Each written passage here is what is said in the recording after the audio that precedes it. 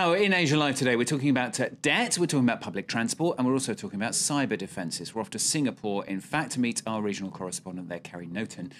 Today, then, Carrie, uncensored media, they're talking about an attack, aren't they, by the group Anonymous against some of Singapore's government websites. Tell us more about that. Well, a few public websites have been hacked this weekend, and Anonymous has claimed being the author of these attacks in a YouTube video. He actually defies Singapore government, tells it to stop trying to control the internet. He refers actually to something we have already talked about last June. You may remember, Stuart. Main news website must have a license now in Singapore and could lose a deposit if they publish or let publish something critical. The main bloggers here had reacted by demonstrating to free their internet last June.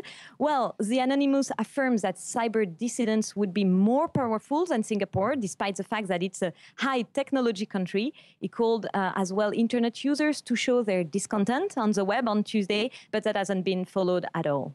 And also a lot of relief there, I gather, Carrie, about public transport costs. It's a major issue there, isn't it? They're going down.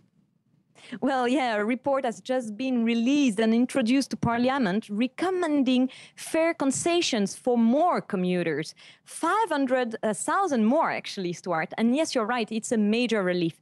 Since a long ferry of subway failures, transportation has become a huge sensitive issue in Singapore, one of the only things you can safely and publicly criticize here. We have to keep in mind that the next elections are in 2 years' time only, and the authorities try to please as much as they can Singapore commuters. You have massive campaigns to show their efforts, such as new trains, less waiting time, or even, Stuart, you can travel for free if you wake up really, really early, as you do. Oh, fantastic. It'd be great for us, wouldn't it? We could do with that here.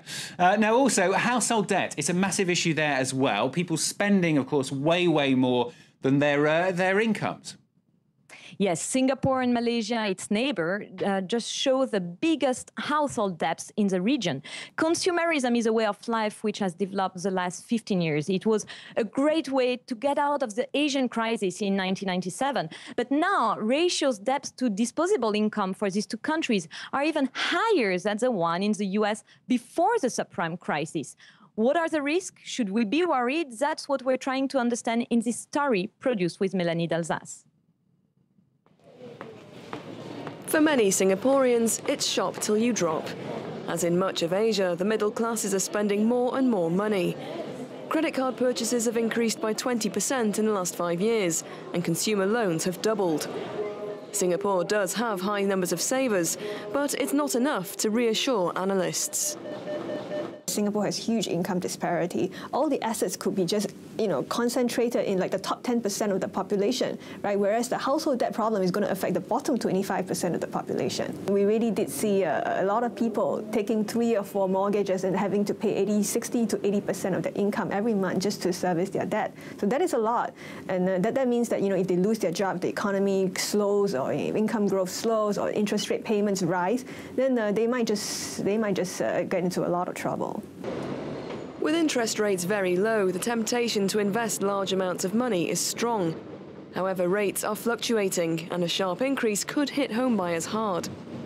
The central bank acted in June to tighten conditions for borrowing, but household debt in Singapore currently stands at 134% of disposable income, 4% higher than it was in the United States before the subprime crisis.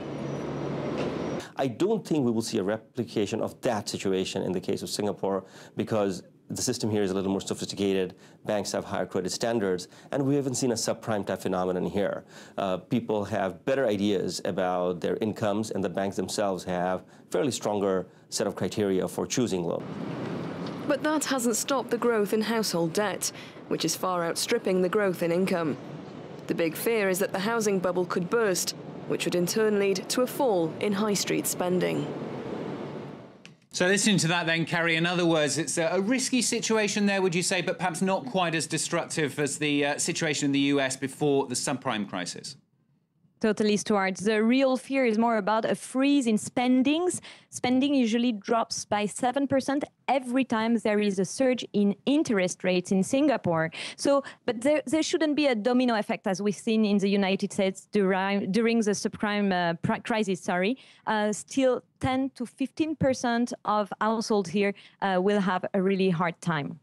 Carrie, thanks so much. There's Carrie Notton, our correspondent there in Singapore, offering us some free early morning transport. We liked the sound of that. That was today's Asia Live here on France 24. Well, that's the news from me at the moment. I'll be back, of course, with another edition of Live from Paris in around about an hour's time. Shona Bhattacharya will be here with the next hour, though. She's going to be talking very, very shortly to our correspondent Vicky Morgan in Geneva as the Iranian nuclear talks get underway, of course, later on. The very latest from Vicky and from Shona after the break here on France 24. So don't go away.